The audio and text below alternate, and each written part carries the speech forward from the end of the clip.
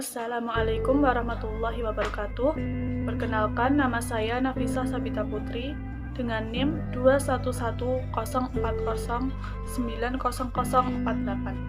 Saya mahasiswa aktif UIN Sunan Kalijaga, Yogyakarta, Fakultas Ilmu Tarbiyah dan Keguruan, Prodi Manajemen Pendidikan Islam.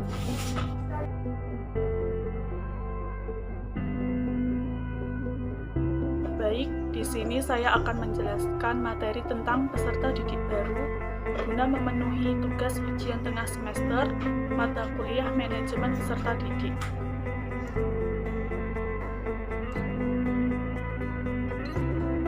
Berikut poin-poin materi yang akan saya jelaskan. Yang pertama, konsep dasar peserta didik serta kebijakan peserta didik baru pada abad ke-21.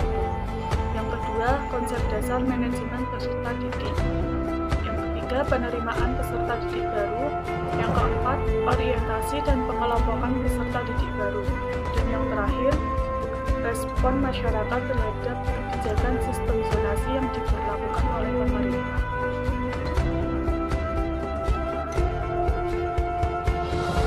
Materi yang pertama yaitu konsep dasar peserta didik baru.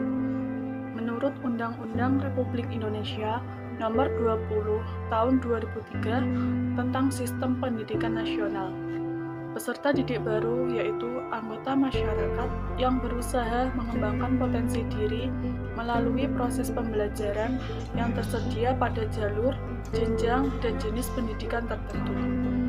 Menurut Umar Hamalik, kurikulum dan pembelajaran, peserta didik merupakan suatu komponen masukan dalam sistem pendidikan yang selanjutnya diproses dalam pendidikan, sehingga menjadi manusia yang berkualitas sesuai dengan tujuan pendidikan nasional. Selanjutnya, keterampilan peserta didik baru pada abad ke-21. Pembelajaran pada abad ke-21 merupakan pembelajaran yang mengintegrasikan kemampuan literasi, kecakapan pengetahuan, keterampilan, dan sikap, serta penguasaan terhadap teknologi. Karena semakin banyaknya informasi yang tersedia dan dapat diperoleh dari berbagai sumber.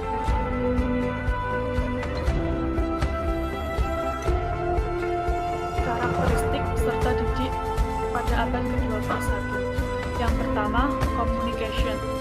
Proses pembelajaran dilakukan dua arah, sehingga terjadi timbal balik antara guru maupun sesama peserta didik. Yang kedua, collaboration. Proses pembelajaran menciptakan situasi belajar bersama-sama atau berkelompok sehingga tercipta saling menghargai dan tanggung jawab. Yang ketiga, critical thinking. Proses pembelajaran hendaknya membuat peserta didik berpikir kritis dengan menghubungkan pembelajaran dengan masalah di kehidupan sehari-hari. Yang terakhir, creative and innovation. Pembelajaran harus menumbuhkan sikap kreatif dan berinovasi, sehingga guru berperan sebagai fasilitator dalam pembelajaran. Paradigma pembelajaran abad ke-21. Yang pertama, kemampuan peserta didik untuk berpikir kritis. Yang kedua, menguasai teknologi informasi dan komunikasi. Yang ketiga, mampu mengintegrasikan ilmu dengan dunia nyata. Materi yang kedua, konsep dasar manajemen peserta didik. Tujuan manajemen peserta didik adalah mengatur kegiatan-kegiatan peserta didik agar kegiatan-kegiatan tersebut dapat menunjang proses belajar mengajar di sekolah, sehingga belajar mengajar di sekolah dapat berjalan lancar, tertib, dan teratur, sehingga dapat memberikan kontribusi bagi pencapaian tujuan sekolah dan tujuan pendidikan secara keseluruhan. Manfaat manajemen peserta didik. Yang pertama, meningkatkan pengetahuan dan keterampilan peserta didik. Yang kedua, menyalurkan dan mengembangkan kemampuan umum atau kecerdasan, bakat, dan minat peserta didik.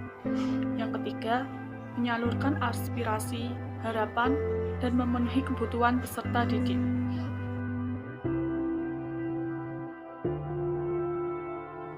Materi yang ketiga yaitu penerimaan peserta didik baru. Penerimaan peserta didik baru merupakan proses pendaftaran siswa baru yang menggunakan sistem khusus dengan rancangan satu sumber atau pusat informasi sebagai server atau pengelola seleksi penerimaan siswa baru. Sistem penerimaan peserta didik baru secara online di mana mempermudah calon peserta didik dan orang tua dalam mendapatkan informasi dan melakukan pendaftaran dengan melalui media browser dan diharapkan dapat membangun sistem informasi penerimaan peserta didik baru. Menteri Pendidikan dan Kebudayaan dalam nomor 14 tahun 2018 tentang penerimaan peserta didik baru mulai dari tingkat dasar sampai menengah atas bagi sekolah-sekolah yang dilaksanakan di bawah kendali pemerintah daerah, yaitu penerapan sistem zonasi.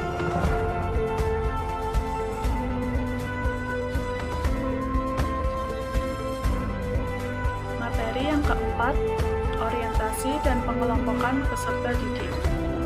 Orientasi peserta didik yaitu kegiatan mengenalkan situasi dan kondisi sekolah pada peserta didik. Pengelompokan atau yang dikenal dengan grouping didasarkan bahwa peserta didik tidak hanya memiliki kesamaan, tetapi juga memiliki perbedaan.